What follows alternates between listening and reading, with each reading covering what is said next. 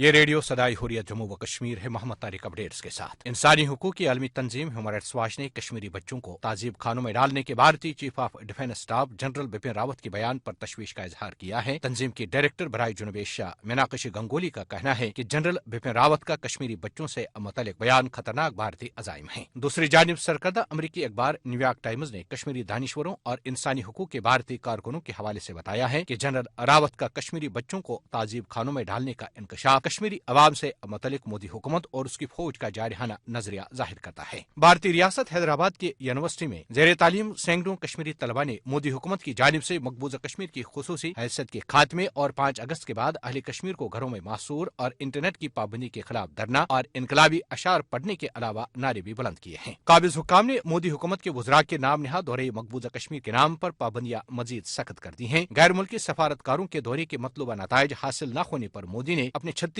وزراء کو مقبوضہ کشمیر کے دورے پر بھیجا ہے، جس کا مقصد مقبوضہ کشمیر کی موجودہ صورتحال کے بارے میں عالمی برادری کی آنکھوں میں دھول جھونکنا ہے۔ بھارت کی انتہا پسند مودی حکومت نے مقبوضہ جموں و کشمیر کی آبادی کے بارے میں گمراہ کن اعداد و شمار جاری کر کے مقبوضہ کشمیر کا مسلم اکثریتی تشخص ختم کر دیا ہے۔ بھارتی خبرساں ایجنسی دا وائر ان کے مطابق بھارتی وزارت داخلہ کے اعداد و شمار مردم شماری 2011 کے نتائج غلط قرار دے رہے ہیں۔ اپڈیٹس ختم ہوئے۔ نریندر مودی حکومت مقبوضہ کشمیر کی سنگین صورتحال کو نارمل ظاہر کرنے کے لیے جو بھی چانکیائی حربے استعمال کرے، لیکن اصل صورتحال بھارتی حکومت کے جھوٹے دعووں کے برعکس ہی ہے۔ بھارتی اپوزیشن جماعت انڈین نیشنل کانگریس کے سینئر رہنما غلام نبی آزاد نے جموں میں پریس کانفرنس میں مودی حکومت کے جھوٹے دعووں کا پول کھولتے ہوئے کیا کہا، سماعت فرمائیے۔ اتنی زبردستی اور ان ڈیموکریٹک فیصلہ ہندوستان کے سب سے بڑے ڈیموکریٹک ٹیمپل میں لیتے ہوئے بی جے پی کی سرکار نے جو لیا میں نے کبھی دیکھا نہیں،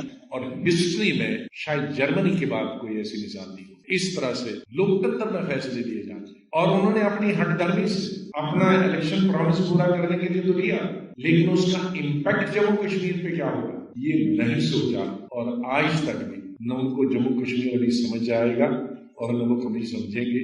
یہ سرکار گمراہ کر رہی ہے دیش کو اور دنیا کو تو کہتی ہے، پورے ایم پیز کو دنیا بھر سے لاتی ہے کہ دیکھو جموں کشمیر سب ٹھیک ہے۔ اگر جموں کشمیر سب ٹھیک ہے تو لوگ جیل میں کیوں؟ سب اینوائز کو پوری دیشوں سے لاتی ہے کہ سب کچھ ٹھیک ہے، اگر سب کچھ ٹھیک ہے تو انٹرنیٹ کیوں بند ہے؟ اس لیے یہ دھوکہ نہیں چلے گا۔ تیسرے دھوکے کے لیے 36 منسٹر کو لائیں گے، اور 36 منسٹر جا کر پھر جھوٹ بولیں گے دنیا کو اور پارلیمنٹ کو کہ وہاں سب کچھ ٹھیک ہے۔